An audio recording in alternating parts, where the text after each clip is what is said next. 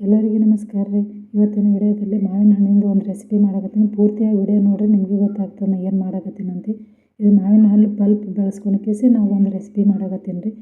ನಾನು ರೀ 2 ಹಣ್ಣು ಬಳಸಿಲ್ರಿ, ಅದ್ರಾಗ ಒಂದೇ ಒಂದು ಬಟ್ಲದಷ್ಟು ಆಗೋಷ್ಟೇ ಹಣ್ಣು ತೊಗೊಂಡೀನಿ ರೀ. 2 ಬಟ್ಲ ಗೋಧಿ ಹಿಟ್ಟು ತೊಗೊಂಡೀನಿ ರೀ, ಮನೆ ಗೋಧಿ ಹಿಟ್ಟು ರೀ. ಅದಕ್ಕೊಂದು ಸ್ವಲ್ಪ ಅರ್ಧ ಕಪ್ ರವೆ ತೊಗೊಂಡೀನಿ, ಬಾಂಬೆ ರವೆ, ಚಿರೋಟಿ ರವೆ ಯಾವುದಾದ್ರೂ ತೊಗೊಂಡ್ರಿ. ಸ್ವಲ್ಪ ಏಲಕ್ಕಿ, ಆಮೇಲೆ ಸ್ವಲ್ಪ ಉಪ್ಪು ಹಾಕಿದ್ರೆ ಚಂದ ಆಗ್ತದಿಲ್ಲ ಸವಳ ಹತ್ತದ ರೀ. ಇಲ್ಲ ಮಾವಿನ ಹಣ್ಣು 1 ಕಪ್ ತೊಗೊಂಡೀನಿ ರೀ, ಜಾಸ್ತಿ ತೊಗೊಂಡಿಲ್ಲ. ಹಿಂಗೆ 1 ಕಪ್ ಬೆಲ್ಲ ಹಾಕಾಕತ್ತೀನಿ ರೀ. ಮಾವಿನ ಹಣ್ಣು ಪಲ್ಪ್ ಎಷ್ಟು ತೊಗೊಂಡಿರ್ತೀರಿ ಅಷ್ಟೇ ನಮ್ಮ ಸ್ವೀಟ್ ಅನುಸಾರ ತೊಗೋಬೇಕು ರೀ. ಹಣ್ಣು ಸಿಹಿ ಅದಲ್ರಿ, ಅದಕ್ಕೆ ಬೆಲ್ಲನೂ ಸ್ವಲ್ಪ ಕಡಿಮೆ ಪ್ರಮಾಣ ತೊಗೊಂಡೀನಿ ರೀ. ನಾನು ಮಿಕ್ಸಿ ಹಾಕೊಂಡು ಬಂದಿರಿ. ಈ ಥರ ಪೇಸ್ಟ್ ರೆಡಿ ಆಗ್ಯದ ರೀ. ಈಗ ನಾವು ಅದು ಹಿಟ್ಟಿಗೆ ಹಾಕೋಬೇಕು, ಕಲಿಸ್ಕೋಬೇಕು ರೀ. ಅದು ಹಿಟ್ಟು ನೀರು ಹಾಕೋಬಾರ್ದು ರೀ, ಇದೇ ಪೇಸ್ಟ್ ಹಾಕೊಂಡು ಕೇಸಿ ಕಲಿಸ್ಕೋಬೇಕು ರೀ. 7-8 ದಿನ ಆದ್ರೂ ಇದು ಕೆಡಲ್ರಿ, ಏನು ಆಗಲ್ಲ ರೀ, ಭಾರಿ ಚಂದ ಆಗ್ತದೆ ರೀ. ಸ್ಟೋರ್ ಮಾಡಿ ಇಟ್ಕೋಬೋದು ರೀ ನಾವು. ಮಳೆಗಾಲನೂ ಚಾಲು ಆಯ್ತಲ್ರಿ, ಏನ್ರಿ ತಿನ್ಬೇಕಪ್ಪ ಅನ್ನಿಸ್ತದಲ್ರಿ ಸಾಯಂಕಾಲ ಈ ಥರ ಮಾಡ್ಕೊಂಡು ತಿನ್ನಿರಿ, ಭಾರಿ ಚಂದ ಆಗ್ತದೆ ರೀ. ಟೇಸ್ಟಿಯಾಗೂ ಆಗ್ತದೆ ರೀ. ಅದು ಒಟ್ಟು ಹಾಕೊಂಡ್ರೆ ಒಂದು ಸ್ವಲ್ಪ ನೀರು ಹಾಕೊಂಡೇನಿ ರೀ. ಮಿಕ್ಸಿ ಜಾರ್ನಾಗ 1 ಚಮಚದಷ್ಟು ನೀರು ಹಾಕೊಂಡು ಇದಕ್ಕೆ ಹಾಕೊಂಡೇನಿ ರೀ. ಚೆನ್ನಾಗಿ ನಾದ್ಕೋಬೇಕು ರೀ. ಈ ಥರ ಸ್ವಲ್ಪ ಗಟ್ಟಿಯಾಗೇ ನಾದ್ಕೋಬೇಕು ರೀ, ಮೆದುವಾಗಿ ಸಾಫ್ಟಾಗಿ ಆಗ್ಬಾರ್ದು ರೀ. ಈ ಥರನೇ ಆಗ್ಬೇಕು ರೀ ಇದು ಹಿಟ್ಟು.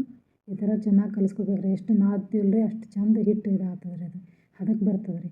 ಮುಚ್ಚಳ ಮುಚ್ಚಿ ಇಡ್ಬೇಕು ರೀ. ಒಂದು 5 ನಿಮಿಷ ಇಟ್ಟು ಆಮೇಲೆ ತೆಗೆದು ಕೇಸಿ ಮತ್ತೆ ಒಂದು ಸ್ವಲ್ಪ ನಾದ್ಕೋಬೇಕು ರೀ. ಈ ಥರ ದಪ್ಪ ಮಾಡ್ಕೊಂಡು ಕೇಸಿ ಲಟಾಸ್ಬೇಕು ರೀ. ತಗಡಿಗೆ ಎಣ್ಣೆ ಹಚ್ಚಿ ಕೇಸಿ ಲಟಾಸ್ಬೇಕು, ಹಾಗೆ ಲಟಾಸ್ಬಾರ್ದು ರೀ, ಎಣ್ಣೆ ಹಚ್ಚಿ ಲಟಾಸ್ರಿ. ಈ ಥರ ರೌಂಡಾಗಿ ಲಟಾಸ್ಕೋಬೇಕು. ಸ್ವಲ್ಪ ದಪ್ಪನೇ ಇರಬೇಕು ರೀ, ತೆಳು ಆಗಬಾರ್ದು ಹಿಟ್ಟದು. ನಾ ಯಾವ ಥರ ಮಾಡತ್ತೀನಿ ರೀ ಹಾಗೆ ಮಾಡಿರಿ ನೀವು, ಚೆಂದಾಗಿ ಬರ್ತಾವ್ರಿ ಅವು. ಈ ಥರ ರೌಂಡ್ ಪ್ರೆಸ್ ಮಾಡ್ಕೊಂಡು ಕೇಸಿ ಆಮೇಲೆ ಚಾಕು ನಿಂತು ಏನರ ಚಮಚ ಅಲ್ಲಿ ಚಾಕು ಯಾವ್ದಾರು ತೊಗೊಂಡು ಕೇಸಿ ಈ ಥರ ಕಟ್ ಮಾಡ್ಕೊರಿ. ನಾ ಡೈಮಂಡ್ ಶೇಪಿಗೆ ಕಟ್ ಮಾಡ್ಕೊಳಕತ್ತೀನಿ ರೀ.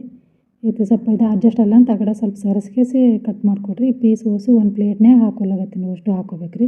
ಇನ್ನೂ ಒಂದು ಅದಲ್ರಿ, ಅದು ಒಂದು ಲಟಾಸ್ಕೋತೀನಿ ರೀ. ಎಣ್ಣೆ ಹಚ್ಚೀನಿ ಈಗ ತಗಡಕ್ಕೆ, ಎಣ್ಣೆ ಹಚ್ಚಿ ಮತ್ತು ಲಟಾಸ್ಕೋತೀನಿ ರೀ. ಮೊದಲು ಹೇಗೆ ಲಟಾಸಿವಿ ಅದೇ ಥರನೇ ಲಟಾಸ್ಬೇಕು ರೀ.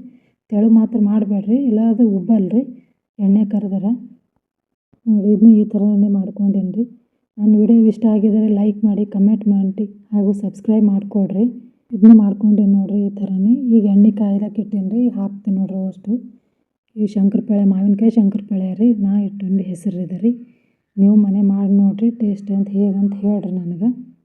ಕಮೆಂಟ್ ಮೂಲಕ ತಿಳಿಸ್ರಿ ನನಗೆ ಹೆಂಗಾಗಿ ಅಂತ. ಈ ಥರನೇ ಕರಿಬೇಕು ರೀ.